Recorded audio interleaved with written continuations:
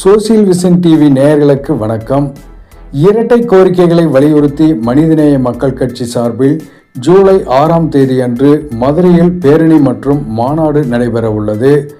ஊராட்சி மன்றம் முதல் நாடாளுமன்றம் வரை இஸ்லாமிய சிறுபான்மையினரின் பிரதிநிதித்துவத்தை உறுதிப்படுத்த வேண்டும், வக்ஃப் ஒழிப்பு சட்டத்தை ரத்து செய்ய வேண்டும் என 2 கோரிக்கைகளை வலியுறுத்தி ஜூலை 6ஆம் தேதி அன்று மதுரையில் பேரணி மற்றும் மாநாடு நடைபெற உள்ளது.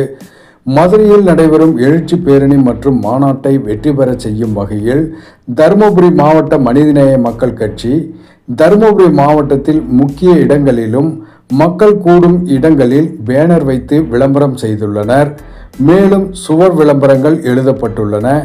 மாநாட்டின் நோக்கம் குறித்து மனிதநேய மக்கள் கட்சியின் மாவட்ட தலைவர் என் சுபேதார், மாவட்ட செயலாளர் ஏ நியாஸ், தமிழ்நாடு முஸ்லிம் முன்னேற்ற கழக மாவட்ட செயலாளர் டிபி பைரோஸ், மனிதநேய மக்கள் கட்சியின் மாவட்ட பொருளாளர் எம் இதயதுல்லா ஆகியோர் தலைமையிலான குழுக்கள் மக்களிடையே துண்டு பிரசுரம் வழங்கி மாநாட்டின் நோக்கம் குறித்து பிரச்சாரம் செய்து வருகின்றனர்.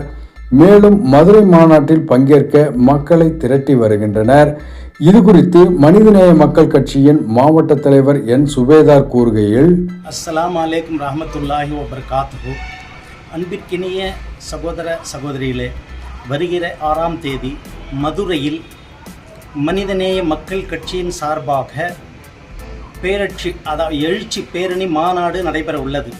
2 கோரிக்கைகளை முன்வைத்து இந்த மாநாடு நடைபெறும். முதல் கோரிக்கை, ஊராட்சி மன்றங்கள் முதல் நாடாளுமன்றம் வரை சிறுபான்மையர் முஸ்லிம்களின் பிரதிநிதித்துவம் அதிகப்படுத்த வேண்டும். அதே போன்று வக்ஃப் சொத்துக்களை நம்முடைய ஒன்றிய அரசு வக்ஃப் சொத்துக்களை சூறையாடுவதற்காக தேவையில்லாத சட்டங்களை போட்டு வக்ஃப் திருத்த சட்டம் என்ற பெயரில் கொண்டு வந்திருக்கிறது. இதை முழுமையாக நீக்க வேண்டும். இந்த 2 கோரிக்கைகளை வைத்து மிகப்பெரிய ஒரு லட்சக்கணக்கான மக்கள் மதுரையில் கூட உள்ளார்கள்.